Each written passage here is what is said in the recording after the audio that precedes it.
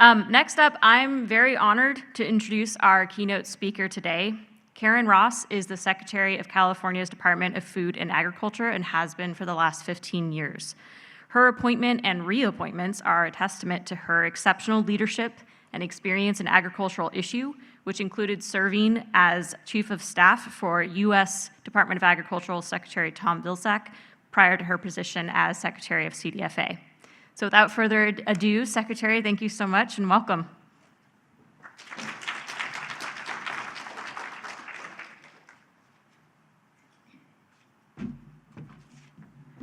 Okay, I'm not as tall as the dean.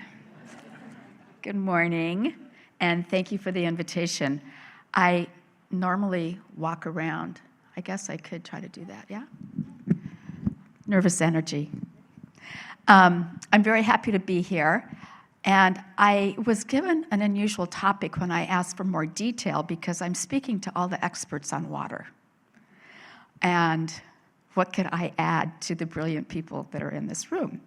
And Carl Langley, who now left the room when I start to speak, said, well, really, we wanted you, after serving in the position that you have for as many years as you have, is to share with us what you would suggest in a transition to a new governor, to new leadership at the Department of Food and Agriculture. That is an open-ended, all the things I couldn't get done when I was there, opportunity, but the importance of what you're doing has to be held up. Many people don't know about it. So if there's one thing I leave with you today, it is my plea about all the communication that we ask you to do and the important work that you do, and making sure it's getting to the end users and the communities that depend upon them, as well as to the workforce that will have lots of transitions into some of the new roles that this means. It's really important for policymakers and regulators to be aware of this really important collaboration coming from a region like no other. And I'm going to be very parochial in speaking specifically about California. I have great respect for my colleagues as Secretaries of Agriculture in New Mexico and Nevada and Arizona, of course. But I know more about California, so it would be very presumptuous to try to make statements for everyone. But one of the things we face here in California, and have for several decades now, that's not quite as acute in the states that I just mentioned, is we're farming in the largest state, the most urbanized state, a very progressive state, and proud of the natural resources that are so unique to this state, the coastline, the mountains, the deserts. Every part of our ecological ecosystem is very special and very unique, and that is something to be very proud of. And we do farming in this very complex ecosystem with lots of urbanites as our neighbors and the ones that have the most political influence in electing our elected representatives. That's a good thing. How do they look at agriculture? How do their sentiments drive policy? Because what we need is policy certainty. What we need is policy that understands the economics and what's feasible. And so my plea to you is to remember that, yes, we are doing this for agriculture. We're doing this for farmers. How often do we connect the dots for our audiences of the farm workers and the farm worker families that are so vital to our sector? To the neighbors in our rural communities that many times are the small businesses that are doing services and inputs for our farming businesses. When we make a transition of fewer acres in agriculture, which is an annual renewal of activity to plant and harvest and process, what happens to those communities when there may not be that kind of activity that's going on, to be holistic about what we do in agriculture is not just for agriculture as the #1 ag state in the country. It's not just for agriculture and a handful of farmers. Agriculture is absolutely foundational to the health and well-being of every person who has the opportunity to eat 3 times a day healthy California-grown food, because, sorry, Jeff Whitty in New Mexico, we cannot survive on chilies alone. See, Ralston, you agree with me, right? So I think it's really important that we really help connect the dots of why agriculture is important when people want to push back on ag uses too much water. And are we doing things to improve that? We absolutely are. I'm very proud of some of the programs that we've been able to create while I've been secretary, because we had the good fortune of funding sources to stand up new climate-smart agriculture programs. In the 14 years that we've had investments made in climate-smart agricultural incentive programs for our farmers, we have invested over $800 million for healthy soils, on-farm water use efficiency, dairy digesters, alternative manure management practices, energy programs for food processors to be more energy efficient and water efficient, replacement of diesel engines with cleaner burning engines. Those are some of the examples of what we've done. An important part of what we've done, because we knew that incentive dollars may not always be there at the same level, and we're already feeling that, is the investment that we've made in capacity building and technical assistance. Of that $800 million, we put over $45 million into technical assistance.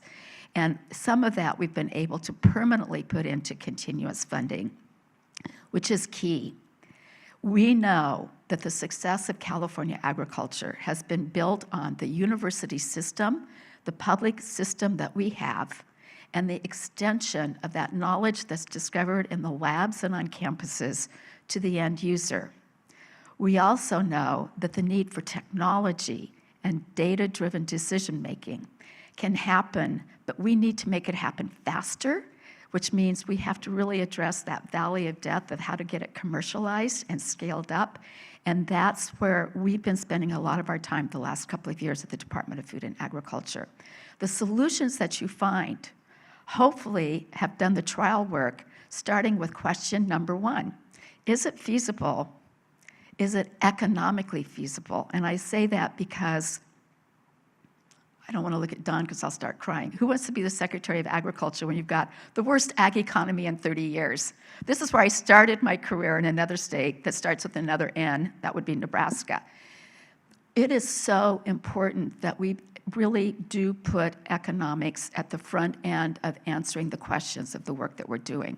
Once we know what's feasible, can we truly get to the business case, the efficiency case, the economic case of helping the farmers be successful in being able to generate enough profit to provide good living wages for their employees and profit to reinvest in their farm, starting with economics. Number two, engaging my regulatory colleagues, especially my regulatory colleagues, early in the work. And on my conversation with Helen, I'm really glad to hear about some of the conversations that have been happening on how do we scale up groundwater recharge, the true opportunity that we have thanks to innovative farmers like Don Cameron and others that have really shown the possibilities of doing this.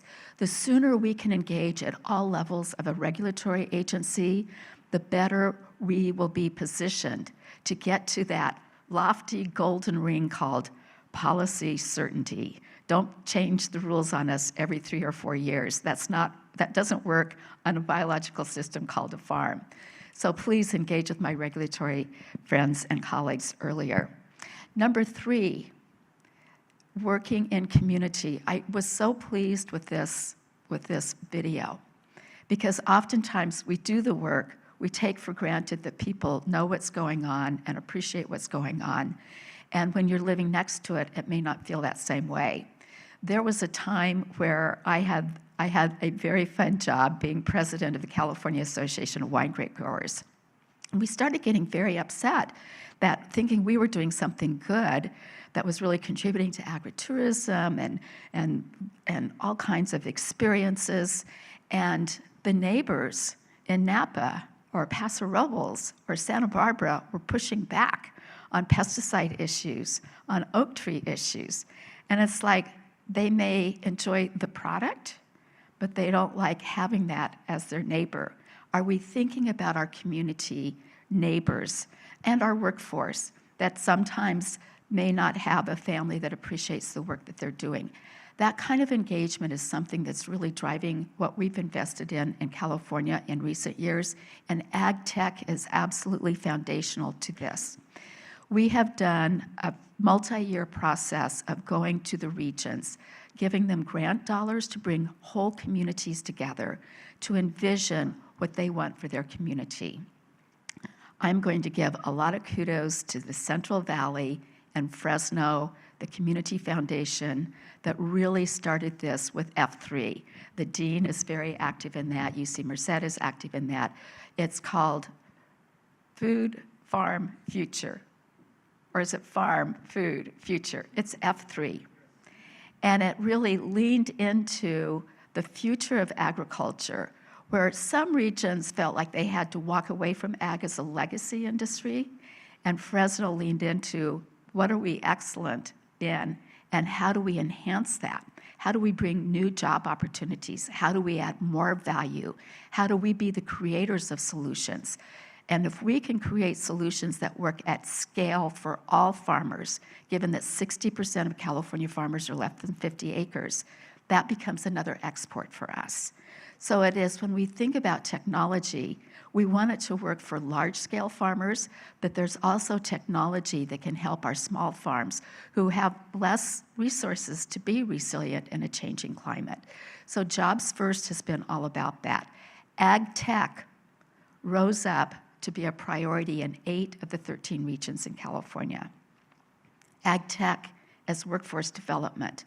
And I'm really proud of what F3 has done in partnering with community colleges and creating a new model for engagement, certification, workforce development for the existing workforce. We also need lots of young students to come into this, but we also have to think about the transition period. We don't want to make transitions to the changing economy and leave the current workforce behind. So skills-based competency certification programs, 12 units, that we've already had almost 700 workforce, active people in workforce taking right now. And a lot of this is around irrigation technology and certification, integrated pest management certification, all kinds of things, but it's also English as a second language and digital literacy, so that they're part of this digital transformation, whether it's autonomous vehicles or drones or whatever else it might be. This is the kind of comprehensive way we have to think about what you're doing. You are doing something that agriculture cannot survive without, and that is water. Groundwater, for me, is this precious, previously discounted, it's there until it's not, asset. How do we show the world in a changing climate how they will be able to also grow food to sustain their populations and maintain civic and social security in addition to nutritional security? What you are doing here in the kinds of climate and the changing climate that is real for us today is absolutely essential to the ability for every continent to be able to succeed. I recognize, and I was really trying to glean from Helen, how many other places on Earth actually have the opportunity for groundwater recharge and groundwater storage. In California, we know that capacity is huge. Is this something that truly is exportable? And it is. If we can find solutions that work in our rural communities at scale for the smallest of our farms to the largest of our farms, we will be able to continue to be the source of innovation and prosperity and leading in the future of feeding people better for their health and well-being, because agriculture is absolutely foundational to health and well-being of all of our citizens, whether it's shipping our product around the world or feeding our school children better through our Farm to School program, which is now reaching 49% of the students in all of the districts of California. These are the types of opportunities that are possible because of your work, because of research, because of partnership, because of collaboration. The last thing I want to close on are 2 documents that we're finishing up, finally, after 2 years.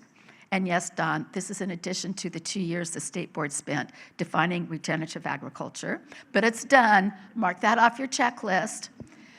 We are putting the finishing touches on a California agricultural resiliency strategy. Ag has been mentioned maybe in a few pages, rarely a chapter, in scoping plans, in our adaptation plans, in our extreme heat plans, in our resiliency plans across all of government in California. We felt it was time to put everything into one document that would really lay out the challenges, which always create opportunities for California agriculture, trying to look out long-term. That's definitely a document, Carl Longley, that I will be recommending that the incoming administration pay close attention to. Number two, we've been working for over a year with the University of California Ag and Natural Resources, the California State University Agricultural Research Institute, the Community Colleges Center of Excellence and the Chancellor's Office, and Western Growers, doing listening sessions and putting together a research roadmap it's a roadmap for innovation and research. Now, all of our institutions have their own roadmaps, and they have long-term research plans. What we're trying to do is really get people to focus on the next 10 years, which we think are critical to adaptation and resiliency. And so it lays out some of the same topics that the dean has already talked about. That is something, we did a preview of that in October at the state board meeting that was held at FIRA in Woodland, and we hope to have that finalized. I was hoping to have it finalized by the World Ag Expo in Tulare, but that's 2 weeks from now, and I don't think it's going to happen, Don, sorry. I just told the state board chairman something that he probably didn't know yet. But these are going to be two documents that I think really continue to reinforce the importance of no one institution, no one state agency, no one state or nation can solve the problems that are facing us for food and nutrition security in a changing climate. Climate does bring us all together on a shared platform around the issues of water, around the issues of water quality, around the issues of fertilizer management, around the issues of pest and disease management, and the really strong desire to find more biological solutions at a time where those possibilities are more real than they've ever been. These are the opportunities that happen with the dollars that create the incentive to bring people together to create the network. And one of the things that I've seen from some of these USDA dollars is they've been excellent at really multi-institution, multidisciplinary approaches, which are absolutely fundamental to finding the solutions that we need. Hopefully, they're all 100% successful because they're practical for application at the ground level. The economics work, and there's buy-in from the community, the workforce, the employers, and all those involved, and are very elaborate, many hands touching our agri-food system and the food chain that it is. So with that, I'd love to take some questions and get a dialogue going because I think I have a few minutes left. Is that possible? No, I don't want to ruin your agenda, but dialogue's more important. Don't be shy. I want questions, challenges. Is it too early in the morning? Well, thank you very much.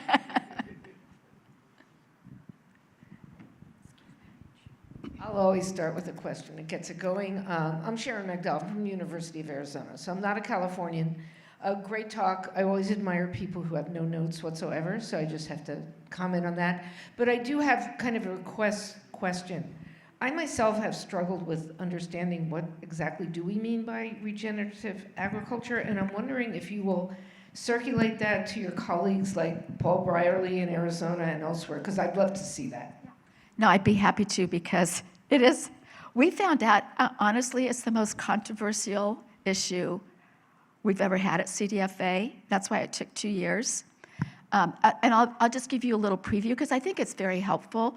Regenerative, and my brother's the one that really educated me on this because I always thought sustainability was a good word until he started going to soil health conferences and said, I'm regenerative, I'm healing the earth. It's about outcomes. But one of the things that we dealt with was the position of many in the organic community who were fearful that this was about eroding the value of certified organic and felt that you could not be regenerative unless you were first certified organic. We felt that if the practices are producing outcomes that are good for the earth, we wanted to try to make this as inclusive as possible. So it really is about it starts with soil health, and it's very much about soil health and what that means for biodiversity, water holding capacity, climate resiliency, and productivity, but also that we can't do that in isolation. It also has to be about the well-being of the people who work the land, as well as being able to connect that to the food that we grow in a healthy, nutritious way. It's on our website. I've circulated it to NASDA staff because they asked for it, but I'll tell Paul that I was asked to share it. He's a good guy. He's a very good guy. Yeah. Yes, ma'am. Thank you, Secretary Ross. Oh, I know you. Just saw you last week. Could you talk a little bit about the regulatory alignment that I really applaud you and your department taking that on, and if that will help address potentially some of the gaps or the inconsistencies in things like groundwater recharge with the, I'll just leave it at that. I wish. It was a very small pilot program because of the regulatory burden that we have here in California. And we had to scale it back just because of resources to do this. We felt the smartest way to do this, and we're doing this in enthusiastic partnership with my colleague, Secretary Garcia from the Environmental Protection Agency and the State Water Resources Control Board. But we really had to narrow this as a way of just getting started to see where are the redundancies or conflicts, and we picked two major regulations for California agriculture that have happened in the last 10 years, and they're significant because of the compliance reporting as well as the cost of them. One is the produce safety rule under the Food Safety Modernization Act, where water and water quality and how that can be the carrier of some of the pathogens that are creating problems for us. And two, that happened at about the same time that we started implementing the Irrigated Ag Lands program, which is dealing with nitrates in groundwater. It sounds easier. It took us 2 years at the beginning of the Dairy Digester program to finally cut through the complexities, redundancies, and conflicts in that. We've been doing this project with an outside consultant, so it's objectively done. And we have a final report that should be published in the next few weeks, literally. Unfortunately, a lot of the challenges of making reporting less complex and easier, meaning less costly, is all about the lack of investments in IT and data sets that don't talk to each other. There's always going to be the issue of data and protecting the privacy of data. That's always going to be an issue. We don't even within CDFA have data sets that talk to each other. This has just been a neglected area for the state of California, so everybody from other states mock us. I've been told by the FDA commissioner, you guys shock me. You're the home of Alphabet and Google and Facebook, and you don't have data sets that talk to each other. It's a fact.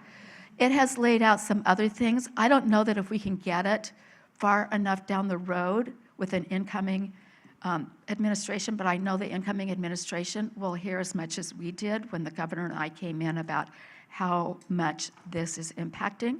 I think one area that we do get some traction in is more agencies having we'll call it a farm ombudsman, with a focus on small farms that just have less resources to cut through. What are the rules? How do I know I'm in compliance?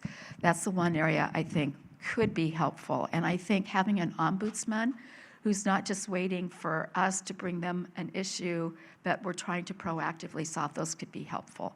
But I know the expertise of sustainable conservation and regulatory streamlining, and we'd welcome your assistance on that, Dr. Lewis. Yeah, excellent presentation. I really enjoyed it. My name is Pei Xu. I'm from New Mexico State University. Hey. I have a question. Because groundwater or surface water used for agricultural irrigation actually is depleting conventional water. And then if we treat the alternative water, for example, municipal wastewater, brackish water, or other industrial wastewater for agricultural irrigation, and the cost could be higher than conventional fresh water. So I wonder if the state has any policies or programs to support treating this water and then to increase the water security for agriculture. It's a really important question because treating brackish water and salts, I'm very mindful that CV salts is coming at the same time, and the overlap with irrigated lands means we need to be looking at solutions here. And treating brackish water, like my dream is mobile solar units that can come in and do all that kind of work. It's absolutely, every molecule of water matters. And so it's at what scale and what expense. And so when I hear about things like the agrivoltaics, how do we think about this whole system? But can we pinpoint it enough to make the economics work for treating the water? And what is the cost of not doing that? Because we can't afford not to. It's just that the research, needs some lead time to get us to solutions.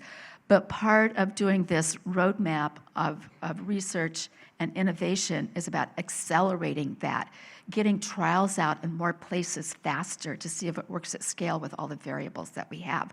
So I see huge opportunities for that, and I think that's another next chapter of the implementation of Sigma is about water and saving wells from going dry and increasing the storage capacity of underground storage. But there is an aspect of water quality there that means this is a huge frontier for more research and solution finding. Thanks for bringing that up. Hi, Ruth.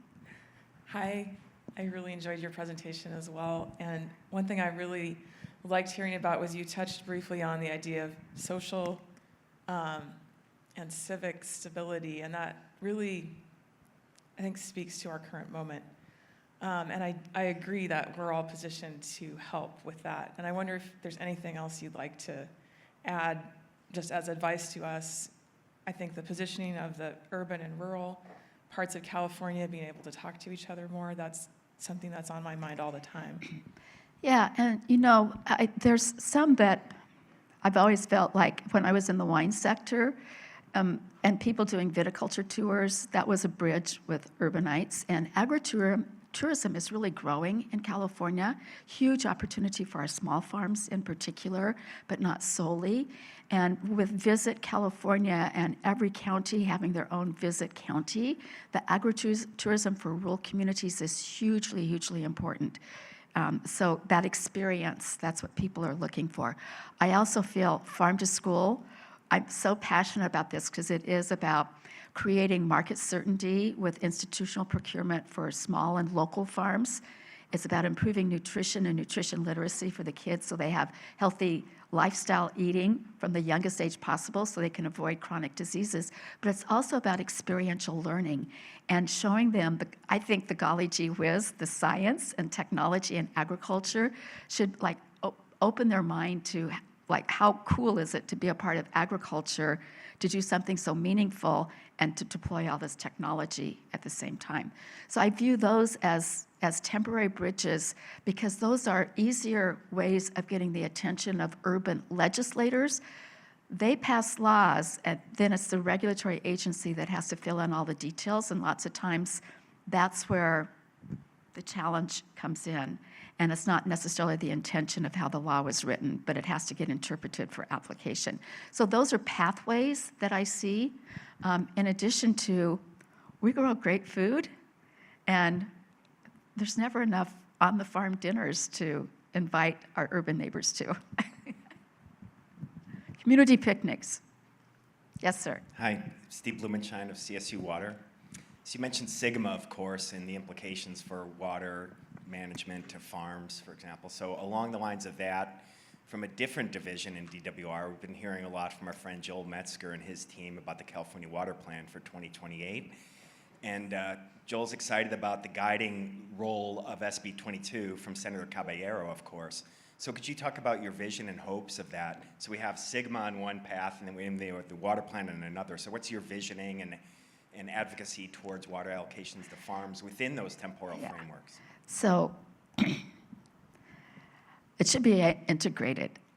I mean, integrated resource management for changing climate is the way to go. And even at COP, I say this year, but it was 2025, even at COP, a lot of the NGOs are starting to say, we brought ag into its own days, and we have Water Day, and we have Biodiversity Day, but these are integrated issues that I think this would help hold up the importance of the work and the collaboration. So I've only had one brief conversation so far with Joel. I'm very excited, and I love his enthusiasm. You can tell he's new to state government, right? Nah, just kidding, just kidding. And I'm kind of sad I'm not going to be around to do some of the hard work with him, because I think it's absolutely critical, and I know his intent is to do the listening sessions around the state. But I think the biggest challenge is to look at all of the building blocks that we have and where are the pieces, kind of like what we've done for the last year on our resiliency strategy. How do we bring out those pieces, and where is it that are gaps of really looking at this with the way that the senator envisioned in her bill to get to that plan. And this is where, you know, the forecasting in a changing climate, the use of technology, the use of AI, and I don't know if the Public Policy Institute is going to be here. I haven't had a chance to read that policy paper this week. But what are the tools that could help us get to a better visualization in a document that resonates better than one like this? I mean, Sigma, we know because of the pain of we're living it now. But the plans, how many people really read those plans to know? I'm so thankful we have so many that have been approved, but I don't know. That to me is, how would we make that water plan something that Californians, even if all they knew was the opening paragraph, maybe simpler than the one we saw here? Because we've seen conservation as a way of life resonate better, because in 2014, when people saw the reservoirs where their water down in Orange County was coming from, it made it real. And we know we're much less narrative driven and more visually driven. So we have to think about not just the content of it, but how do we make it real so that when a legislator decides to cast a vote on X, they've got an understanding in their local community of what this is all about.